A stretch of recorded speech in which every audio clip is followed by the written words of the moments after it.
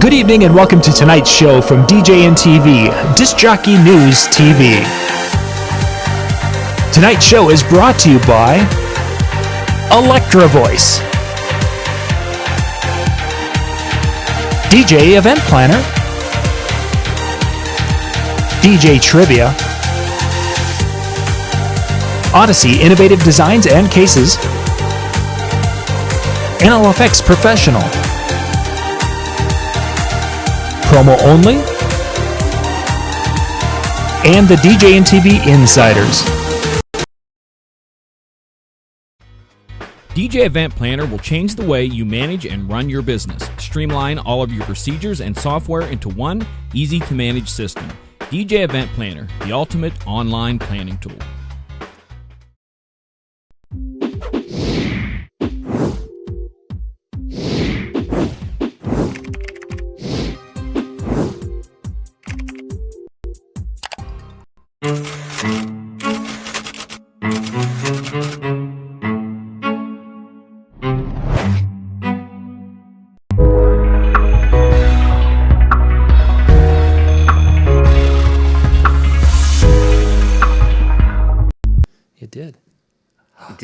All right, awesome. Sweet. Yeah, it did because I forgot to mute the YouTube video. So I'm hearing things. Oh, yeah, you're hearing things in the foreground, things in the background, and things in the other side. Crazy.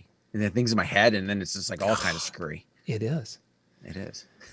Hey, we should start the show. We probably should. We probably should. Okay. Well, welcome everybody, and thank you for joining us on this Tuesday. I mean Monday. I mean, what day is it? I don't know. I think we're just going to start broadcasting every night of the week. So that way we will not be offending anyone. So I'll just say welcome to the show. Let's go that way. Yes. There we go. Because there's welcome to the show, everybody.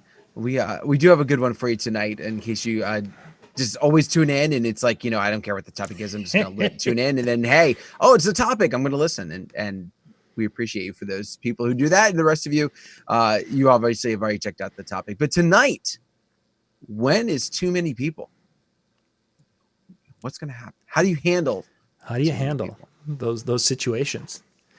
And this was actually a topic that was sent in the chat. So if you guys have got something you'd like us to dig into, please put those into the chat. The chat, we save those for a later show if it's something we can't handle within like 2 or 3 minutes of the discussion.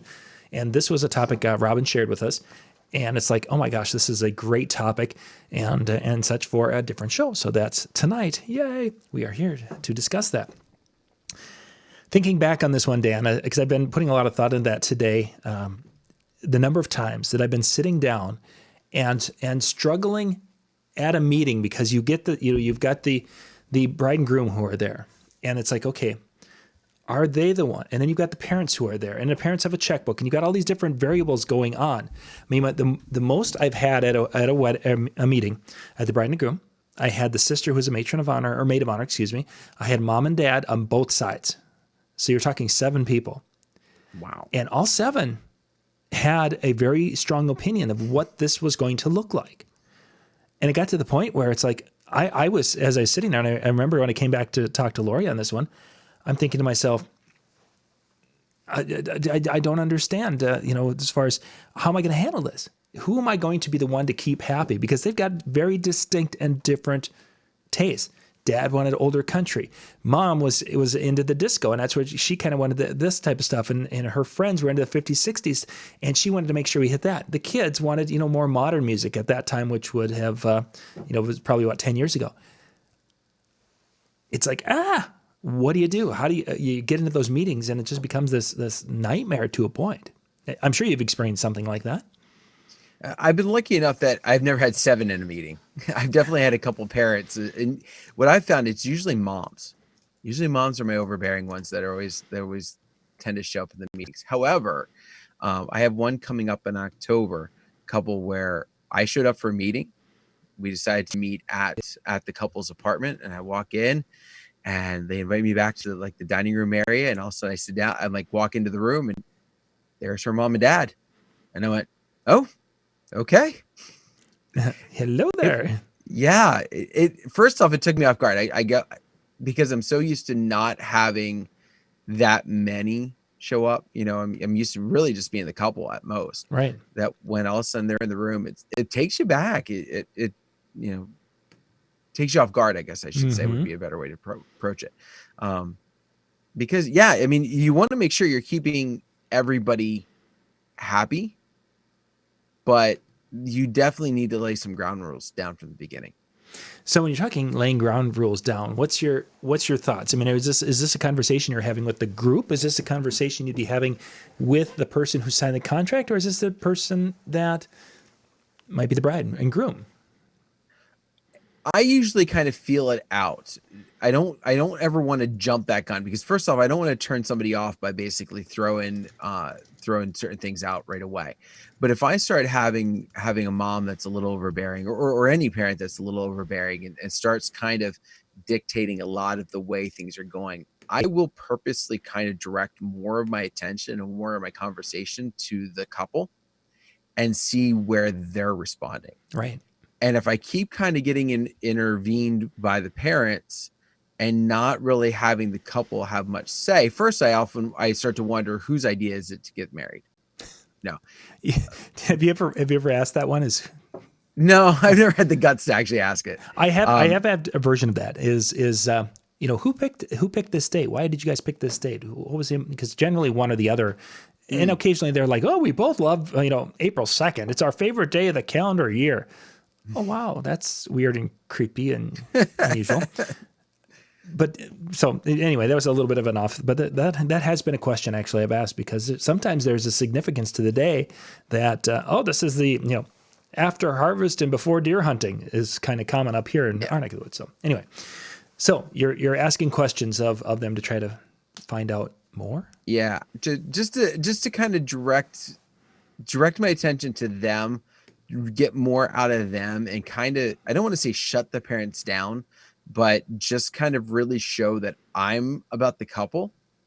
And I know sometimes that's going to be a turnoff for a parent, but if I get a couple that is, their parents are very heavily involved, I don't want to say I don't want the wedding, but I'm more cautious about it, because it's in a lot of ways, it's a harder sale. It really is, because where a couple will work with emotions and want to put themselves into the day. And I'm not talking about upsales. I'm not talking about all the extra ins and outs that can potentially go with it, but, or all the extra money that can go with it. But when I've got a couple that is emotionally involved, they're going to be more connected to what's going on. They're going to be open to really kind of setting the day apart, where a lot of times the parents who get overly involved it's money. Sure. Many times it's the dollar figure. And in fact, the couple that I have coming up, I walked out of the meeting with them thinking, I'm not getting this. Right. Not at all. Like when I was sitting down, like I'm walking out, and it was weird, because it went, and all of a sudden it ended. It was a weird, abrupt ending. And I walked out, and I'm like, okay, Dad's going to shoot this down. As soon as I walk out of the room, Dad's going to shoot this down.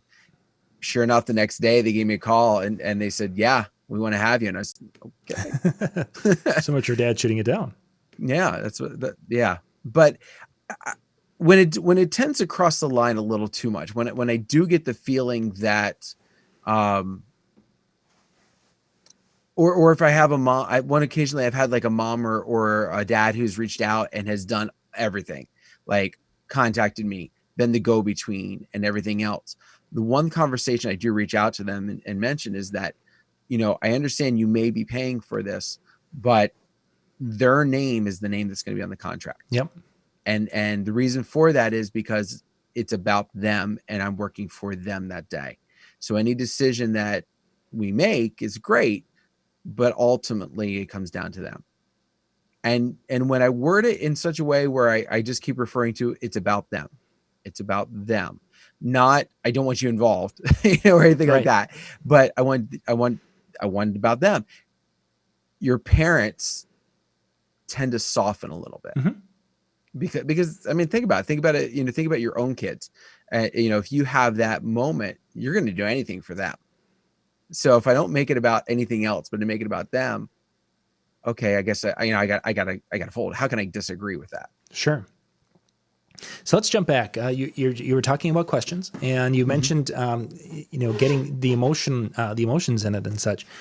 I think that point where you're at there with the questions can really dictate things tremendously. If a person goes in there and what type of things do you want to do, type of questions, I think that will lead to the dad and the mom saying, well, we want to do a polka because that's what we do at weddings, compared to asking for the more open-ended questions to the couple. And how do you feel about this? How do you feel about that? Where you're asking to get that, making that emotional connection about different things that are involved, and or explain what your vision is for that first dance. And asking questions, having them explain specific points of the day and what their vision is of it at this particular time. Because I've found that when I've asked questions like that, I have parents at times who have never asked that question. They just assumed, well, because your older brother Bobby's wedding, we did this, and your cousin's Lisa's wedding, that was done. We're going to do this. And it's like, explain how do you guys envision the father-daughter dance to build up to the father-daughter dance? And then how do we, when we're done with that, what do you want the crowd to be thinking? Where do you want them to be emotionally? And it kind of changes the way, because now the parents have maybe not thought about that, or they not have asked that question. And sometimes they'll be like, oh, I wonder what their thoughts are on that. Mm-hmm. And that whole emotional connection, I don't know if that can be overstated of how important that really is. Yeah, I mean, you really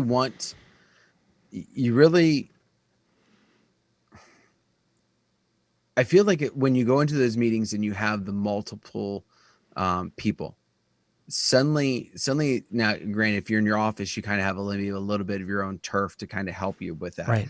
But you're outnumbered. All right. And so in some ways they've got the upper hand there. And so being able to kind of turn the tides in a way to making sure that not that you have the upper hand, but that the focus is where the focus should be, of the feelings that you want to get out of that event. What do you want to happen? What do you want your guests talking about the next day? What really kind of having the after effect, not because we need to do a polka because that was done at the brother's wedding, but really getting at that meaning. It's definitely it's also going to set them back, because if they've met with anybody else, face it, a lot of us are not thinking that way. We're thinking about, oh, I can do this for you, I can do this for you, I can do this for you. What do you want? Put a check by everything and then sign the dotted line. And and there's where you're going to be getting the parents saying, oh, I'm going to put 4 checks here, and then the other's going to put 3 checks there. It can get ugly quickly. Reggie, we got quite a few folks watching with us tonight on our Facebook or YouTube channels. You know what I didn't do? I didn't put in the link description, the area tonight. I did put the links for all of the tickets for the 2021 show. I could have done that. Oh, we'll get them tomorrow night. So tickets are on sale for next year's show, by the way. And for those of you who are interested in going to Photo Booth Expo next year, they're like $79, or you can buy the exhibit pass for $5. Yeah, no brainer. Yeah, you just buy the exhibit hall pass, and you can hang out in the hallways and see things and do that, or you can get the educational content. There's some good stuff there too. Anyway, we'll get to that. So going back to your topic, I'm just curious now, with your group that you had 7 and everybody kind of going in a different direction, where did that end up going? How did you end up like kind of gelling that all together? So what I did is I actually, when we introduced and such, this was one of the few times at that period of time that I actually remembered everybody's name. I don't know how I did it. I'm horrible with names. I actually remembered that. And my intent was, is what I wanted to do is I wanted to ask the couple, and of course I forgot all names by now, is I wanted to have them kind of define each person for this particular, this situation. So let's say her dad, Bob, just throwing a name out there. So Susie, if your dad's going to come up and make some requests during the night, what type of music do you think he's going to be requesting?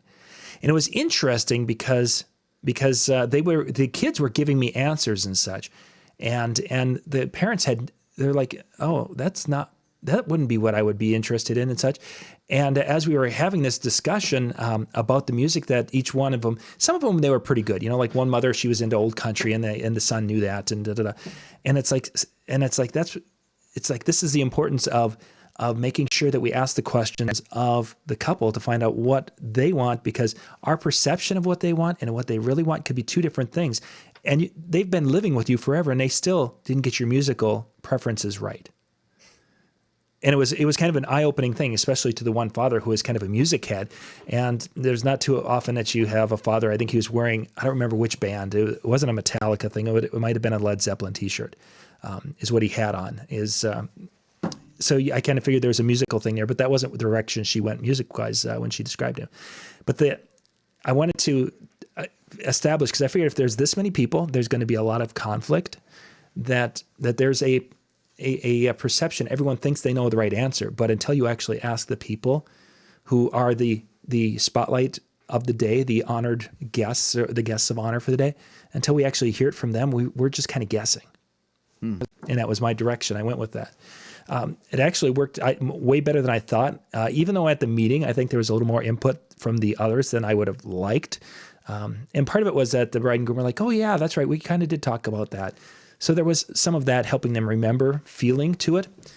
When we got to the day of, the bride and groom were making all the calls, and there was absolutely, if there was any changes, it was there because of them. I met the rest of the family and such. The parents were there, and they came over, shook hands, and thanked and everything. But they didn't even come up and make any requests or anything to that effect. They were just there to enjoy their day. Would not have guessed that going into that first meeting, but that. Maybe my handling it that way and asking for their connection or the music perception, maybe that did something. Maybe it didn't. I don't know. But that's the way I wanted to get that across, is that we may think we know our kids, and I even see that with my kids today. I may think I know, Michael, who DJs with me, and he's 17. He's been living in my house. But then there's times where he's interacting with his girlfriend, and it's like that was new to me. Didn't know that. So now do you remember back, was this couple on the younger side? Mid-20s. I didn't, it wasn't, okay. Mid to late 20s. I haven't done any, because it was I want to think a younger sister. That was kind of that common thing in that era. I'm going to guess it was younger sister. And the parents then that put them in their late 40s. Okay. So it was, the parents were young enough where they were still, were the hip parents that could have an influence or have an idea of what created a decent party, or at least they thought they could, which they probably could. I'm not going to say they couldn't, but I think we've been to a lot of weddings, we've seen a lot of cool things, and there's things that we don't want to have done. That type of mentality is what I was picking up right away. And granted, that's good information to have also, is to find out, hey, what have you guys seen and you absolutely hated? That's a good thing too, but it really got down to the bride and groom have their thoughts and ideas. Let's find out what those are. And then you guys can guess all you want, but it's not a good idea. Allman Brothers.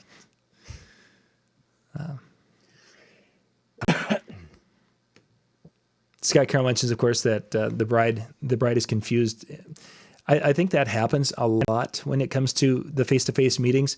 When you have multiple people, is that it gets to be kind of confusing, because they have probably talked to their particular parent, whether it's, his parents. They've talked to both sides, and they probably have gotten different stories about what, hey, your wedding should be this. Your wedding should be this. Oh, we've been talking about your wedding having this forever. And there's all these different things. And then they have the influence from some of their bridesmaids or maybe some groomsmen. And then they've probably been to 4 weddings this summer and they've seen some things. So confusion that Scott's referring to, I think, is huge, huge in the whole process. And sometimes, and I'm sure you've had this, Dan, where you start asking questions and the bride and groom come to a point where they're both in 2 different directions. Yeah. Oh, I thought we were going to go up. No, we were going to go down. Oh, well, we better talk about this. Let's do it. This is the time to do that and try to figure out and get everyone on the same page. I love when they say, and we talked about it. Yes, we did. And we went this way. No, we didn't. We went this way. Exactly. Like we talked about it and we still had a different answer. So, yeah. There was one, and I don't remember which one, but there was a meeting that they were doing something like that. And I chuckled to myself and I said, boy, you two sound like you've been together forever. And they're like, well, we have been kind of dating for like 7 years. It's like, yeah, you can kind of see it. You guys have got a way of discussing something a little bit where you've got a little bit of the banter, you've got a little bit of the kind of the scolding going back and forth, but yet you can still feel that there's a mutual love and respect between the two of you that was kind of cool to see. I had to try to cover tracks in case I said something bad. Of course.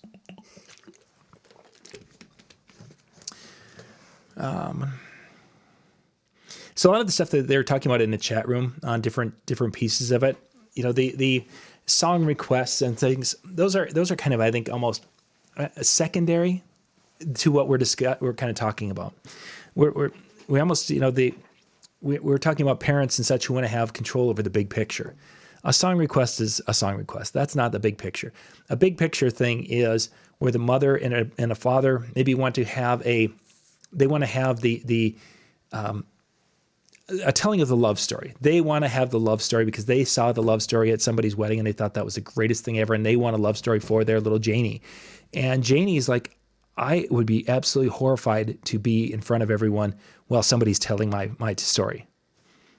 That's the kind of thing we're talking about, is where the parents have one thought, an idea in their mind, and the bride and groom have a completely different thought, and how we deal with that, because you've got two different people who are giving us two different answers. And sometimes Janie's afraid of mom and doesn't want to hurt mom's feelings, and now we have to deal with that.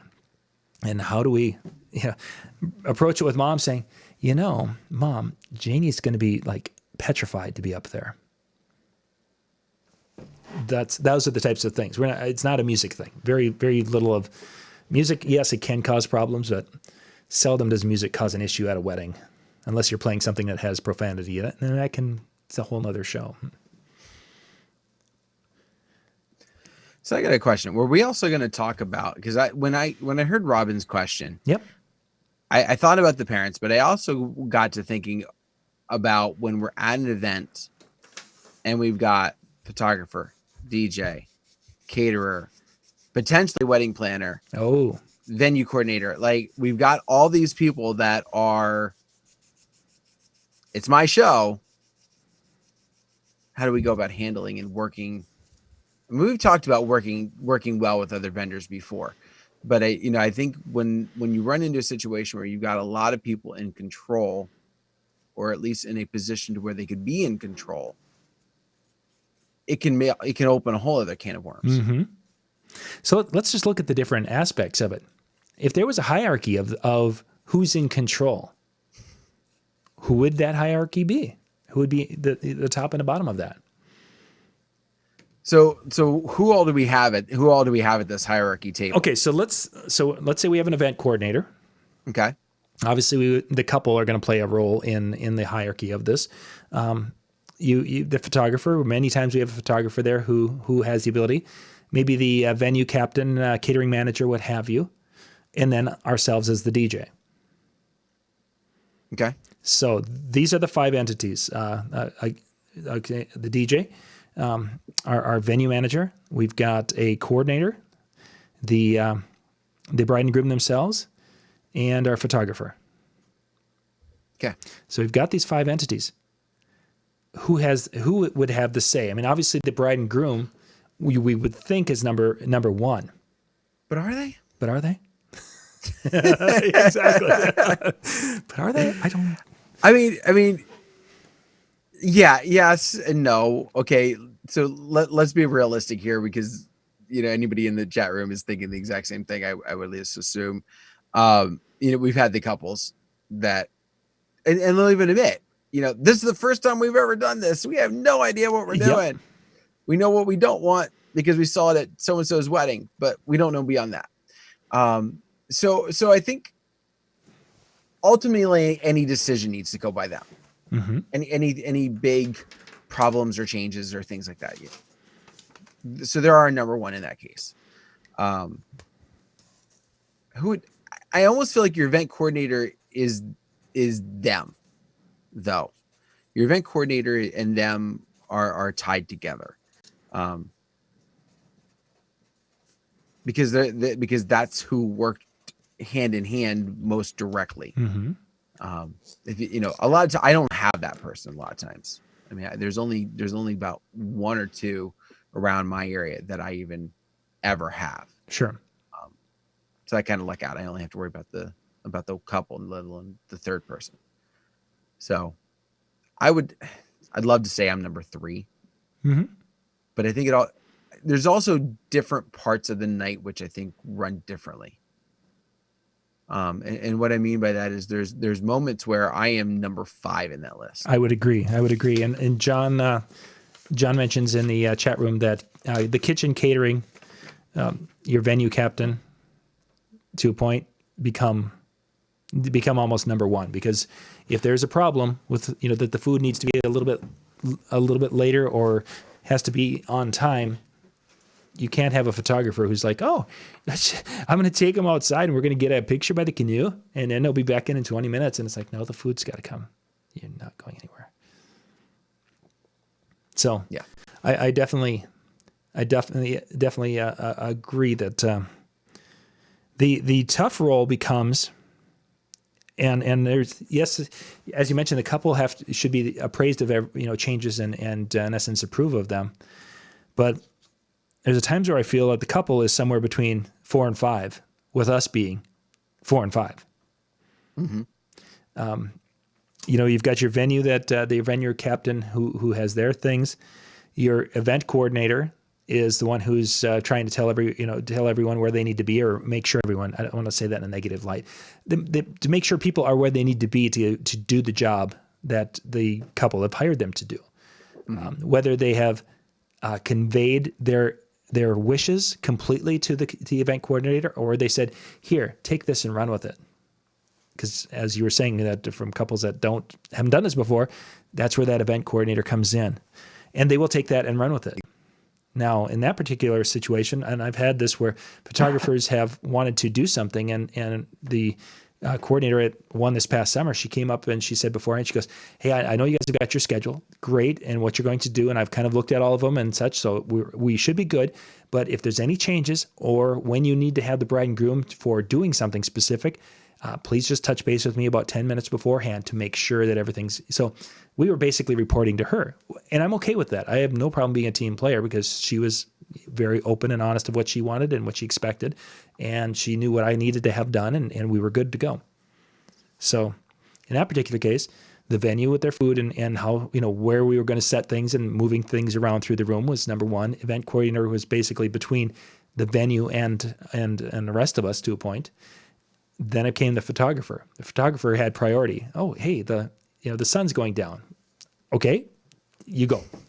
I'm going to sit here and I'm going to put I Knew the Bride on a loop here until she gets back. So go. That's great. It's going to be fun. Everybody loves Nick Lowe for 25 minutes in that first 16 beats. But yeah, the couple is the interesting one in this. It seems like in advance they're higher up on the hierarchy of this type of a thing. But as you get closer, they almost go down, and sometimes by choice, and sometimes they want to have that control and they want to be at the very top when there is an event coordinator. But I think I've seen more often than not where on the day of the event, if someone looks like they have control over the event and have the best interest of the bride and groom in mind, that the bride and groom are like, you go, you make it happen, you do it, and take care of it. I've also found, and we'll take the caterer out of the way because there's nothing you can do about the food. The food is the food. And I often tell my couples, I'm like, listen, what time is dinner? So I know what we're scheduling around. But I've noticed sometimes that the easier way to work your way up that chain and be a little bit higher is to get your timeline out first. And I'm not saying like you do it a year in advance, right? But I've often talked before, I meet with my couples about 2 months out. I try and get done with my timeline as soon as I can and send it to them, because then when they're talking with the photographer is like, oh, we're going to do this and this. Well, by the way, this is what our DJ gave us. Mm-hmm. Oh, okay. And they basically start to work within that. Now, obviously, they got to get that sunset shot. Yep. So, there's certain times where that's going to play a factor, and other elements that are going to supersede anything because of wants and needs of the bride and groom. But I do find it funny, like you said, day of, because of everything that's been done ahead of time, the bride and groom really take a back seat within the hierarchy. And I think that's an important thing for them to do, actually, is to be able to sit back and take that back seat and become a guest at their own event so they can enjoy the event instead of having to be a micromanager. So I think there's a level of importance to that. And in our little scenario, we almost really would like them to be in fifth position, because if they're making decisions, that means that one of us, whether it's event, venue, whatever, one of us hasn't done our job properly to be prepared for the day of.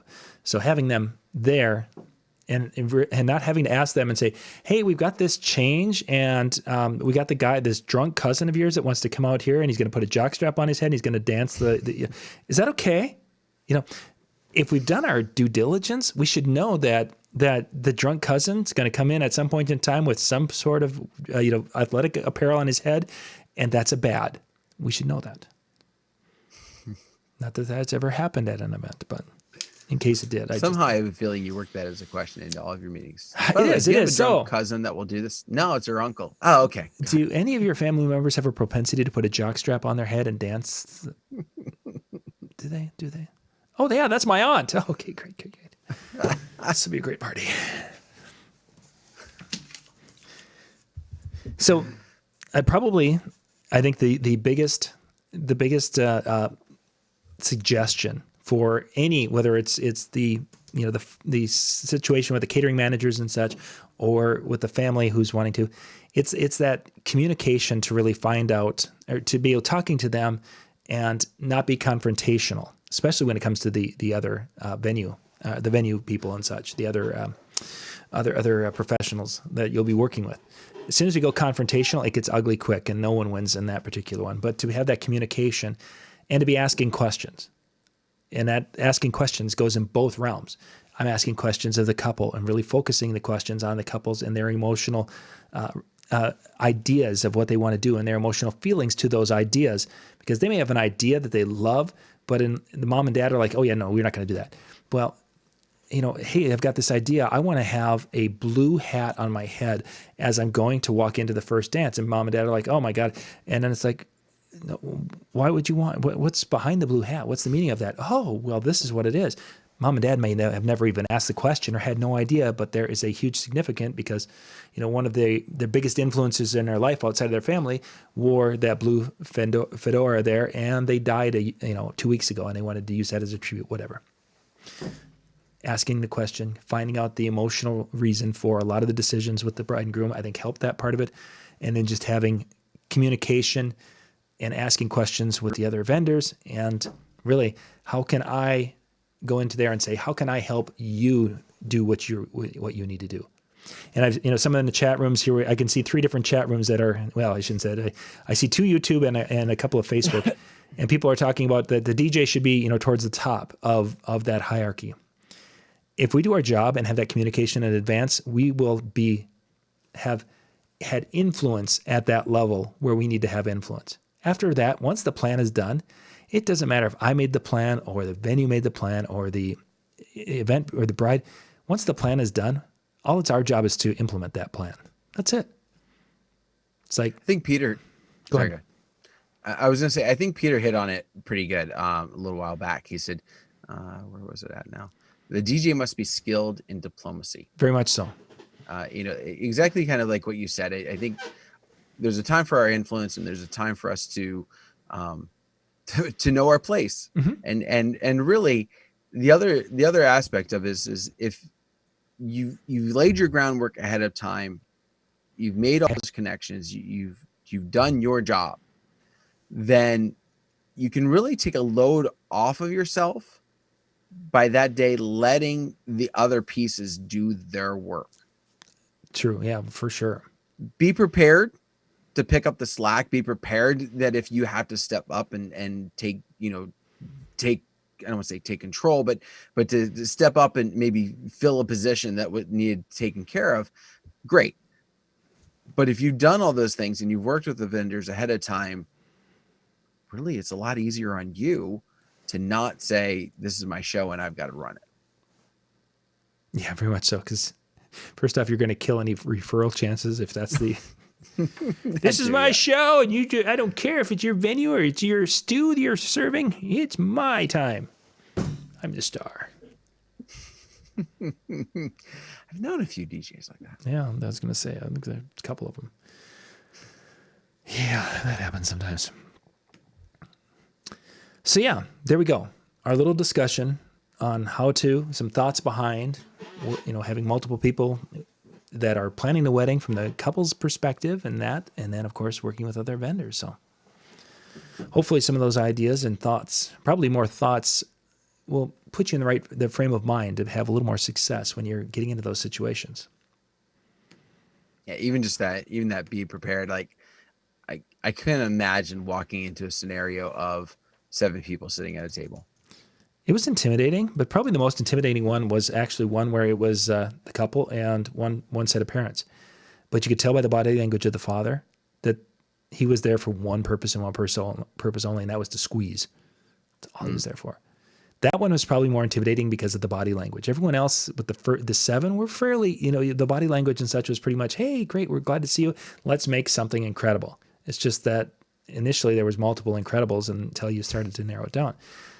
The father, and I've told this story before, that was the one that he was basically there to squeeze and try to get the best deal he possibly could. And at a point in time in the discussion, I basically said, I don't think I'm the DJ for you because it looks like you're looking for something like I do, but you're looking for it cheaper. And it's like, this is what I do and this is what my rates are.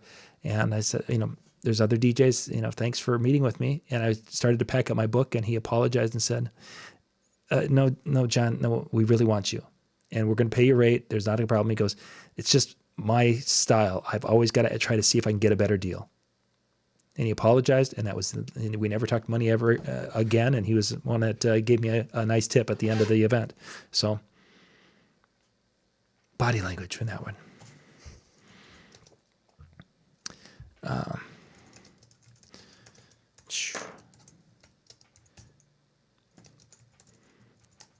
There we go. Reggie brings up a question. How do you handle a vendor who is overwhelming no matter what you do? I think I would default to the kill them with kindness if I possibly could. I would actually go even a step in the other direction. Okay. Because I had an experience with this. It was a venue owner, or daughter of the venue owner, whatever. But she ran the banquet area, and I thought I was killing her with kindness because and she just turned and she snapped at me at one point. And from then on, anytime I've been in that venue, anytime I've been around it, I go in, I do my job. I don't do anything extra. I don't go anywhere extra unless I see something that's like safety. And then I tell one of the workers, I don't even talk to her about it. And just kind of handle it that way. And when you get one that will not play the game, that will not play the compromise game, that will not play the friend game, for lack of better terms, I feel like you almost have to go, you know what? Your turf, your rules. I'm just playing here, and I'm going to call it a day when it's all said and done. I remember you talking about that. Have you ever played there again? Oh, I'm there every year. Okay. I have a recurring event that I do for a corporate group in our area, and I'm there coming up in May. And I don't think she remembers. In fact, I'm pretty sure she doesn't remember that. It was probably a good year and a half in between when that wedding happened and the next time I was ever there. I have also heard that she's softened a little bit because I was talking with one of my photographer friends, and I kind of relayed the story to him, and I was just like, yeah, I said, I stay out of her way. And I told him what happened, and he goes, I could have seen that happening. I said, he's like, I think she's softened a little bit. He's like, I wouldn't push any buttons, but I don't think you have to worry like you did then. And I was like, okay, good to know. And like I said, I've had a good relationship there. When I go in, I smile, I thank them. I do my thing, and I'm out the door. See, that there's a part of that actually almost offends me more than if they would still hold a grudge when they saw me again, because it's like they thought so little of me the last time, and I must have not have been memorable enough or something, and they're like, yeah, oh, hey, are you new? I've been coming here for 3 years. You last time I was here, you chewed me out and made me feel like dirt. I have had nightmares about you for the last 6 months. I finally got over it. I've been like seeing counselors every Tuesday, and then you forgot about me. See that van out there in the back is a dartboard, and your face has been on it for the last. I wasn't to that extent, but I will say for the longest time until I got there again, and even when I did, I was nervous. I was very nervous. In fact, I felt like the first half of that wedding that followed, this was before I started doing the corporate ones, that I was off my game. Mm-hmm. Just because I was so worried that I was going to do something that was going to upset her and she was going to do it again. So, thanks, Robin. I appreciate that. When you met her, you'd understand. Yeah. Yeah, it's just me.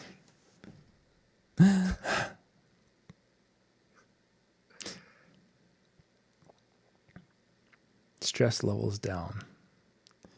That's the part I think that it is frustrating with venues, is that there was a new venue that I was at this summer. I mean, not just new to me, but new to the wedding industry. One of these backyard events, and we talked about in advance when I did a walkthrough, and we looked at some things and had some questions and such. And yet, the day of, we went from being kind of planning and sharing ideas to the day of I was an adversary, and it's like, what happened? How did this happen? And it was all that stress level, and it's like, I'm in a position where I could help alleviate a lot of that stress and deal with a lot of those things that they were having issues with. And it's just very, this is very, very disappointing at times, because we have a lot of skill and ability and knowledge that can help a lot of people make those days much better. But I suppose there's DJs out there that are just not that skilled or don't have that capability. And we're once again judged on the weakest ones in the industry. I've also found that sometimes you get animosity or adversary with certain vendors when you're not their favorite. Yeah. And now you could be not their favorite because you do a crappy job, or you could just be not their favorite because you don't schmooze and kiss their butt the way that, this other person might, or this other, we'll say DJ, since we're talking us, might. And I've kind of run into that. There's a venue in this area that I like to play at for the most part. It's a really kind of nice venue. It's real upscale. I was in good with the old venue manager. The new one has come in, and she could take me or leave me. Mm-hmm. I mean, and when I've like, hey, how's it going to run into a bridal show? Hey, good luck at your show. Good luck today. And yeah, great. Whoever you Hi. are. Yeah. Yeah. Goodbye, DJ Like, person. well, she knows because she'll use me by, she'll say me by name and stuff like that. She doesn't forget me, Mm-hmm. but I'm not in their top of their list. I'm not there every weekend. I'm not there. In fact, I don't have a single wedding there this year. So yeah, whatever. Yeah, that. Yeah, venues. There's a whole, and I'm sure everyone that's out there has had experiences, good and bad with venues. Sometimes it can be a political game. Yep, very much so. And I don't, we're not talking policies or anything like that, but you know what I'm talking about, like the, just how good of a politician are you? How is that? Yep. Made you work in certain areas, and it can be a great game if you're great at it, and it can be a frustrating game if you're not. Very much so. Speaking of venues, this is going to bridge into tomorrow night's show a little bit. Tomorrow night, our schedule is going to be switched up a little bit tomorrow night. We are going to be doing 3 shows instead of 2. We're going to be starting at 8:30 Eastern, and Jerry Bizzata is going to be on.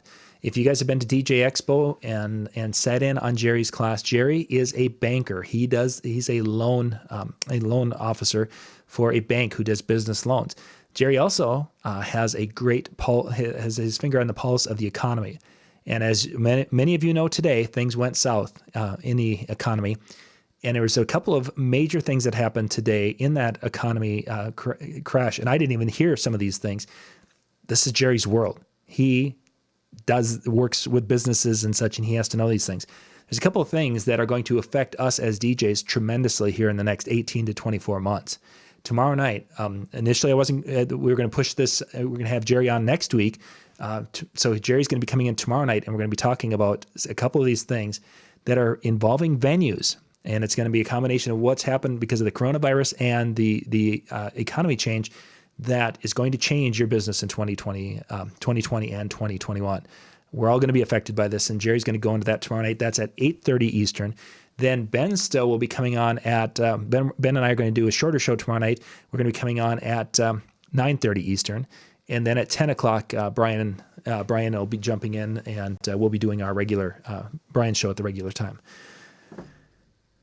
Yeah, it's an interesting thing, and as we talk about venues and such, and how some of them can kind of get a little bit, especially if they're feeling that they're being pinched a little bit by the couple, or they're not able to make as much money, or the people aren't buying enough alcohol and they're not making the money that they need revenue-wise. As I look at, I think we're going to see more of that attitude as we go forward because of, today the stock market drops 10, 20% or whatever it was at a period of time today. It was just a crazy fall, 10%. That's going to affect, I think, for next year. So anyway, I think it was interesting. Jerry, I remember it. Also Jerry, in addition to obviously being the banker and everything else, has a very stand-up DJ company. Oh yeah. I'm sorry. Yeah. He's a DJ. Yep. So he's a DJ too. So that's why he can speak on this so eloquently. It's not just John finding some boring banker. Some banker. Yeah. No, Jerry's actually really, really quite good. It was one of my favorite seminars at DJ Expo, and I did a video on it. Actually, you guys can go back and look at that when I talked about preparing for the recession. It's on the YouTube channel.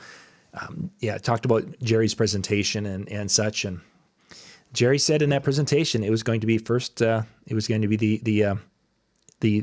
fourth quarter of 2019 or first quarter of 2020. And granted, we didn't see the virus thing coming, but if you would have prepared back when he was saying to prepare at DJ Expo, yeah, you'd be sitting here thinking, wow, this is good.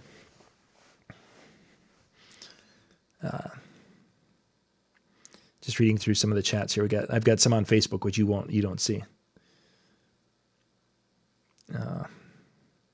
Daniel mentions that there's always someone in that group of people who are going to throw a curveball at you when it comes to an event.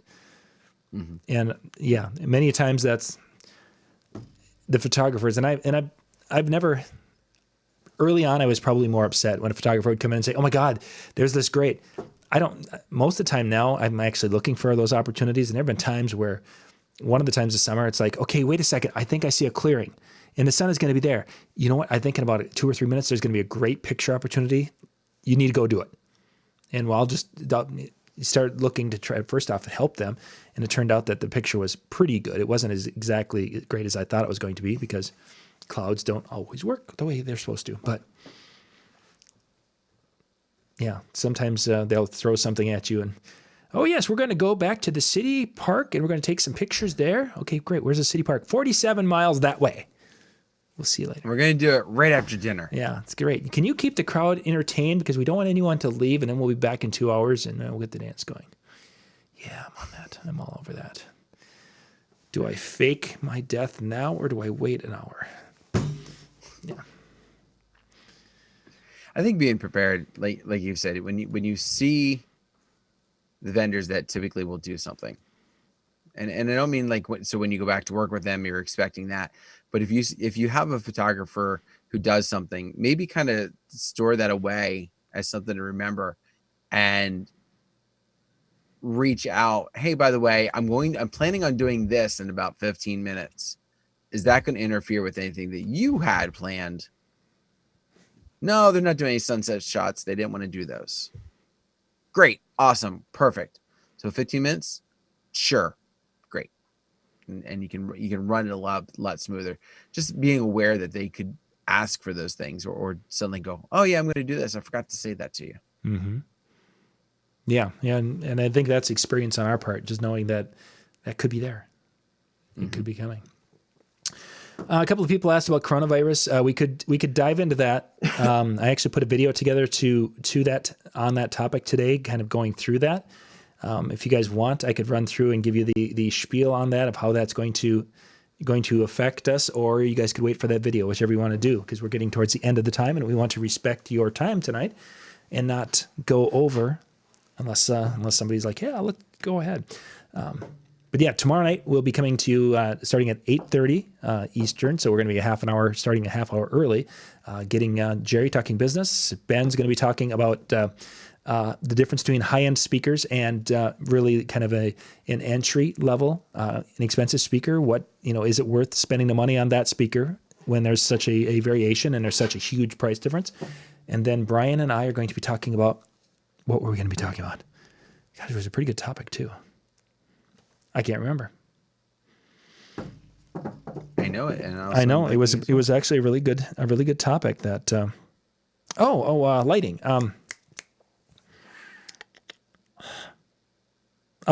Selling lighting is what we're going to be talking about. How to sell lighting. For a lot of you, if you got a chance to check out the video from the chill room, where Brian had set up a bunch of Ape Labs lights, having something like that, and how you sell that to your clients as an upsell to be able to make money on those things and pay for them and such. And we'll talk a little bit about how you can start to sell some of that in advance so that when you make the purchase, they're ready to go and you've already got 5 or 6 bookings to help pay for them as quick as possible. So that is on the agenda for tomorrow night. Brian has been ranting about just being a DJ.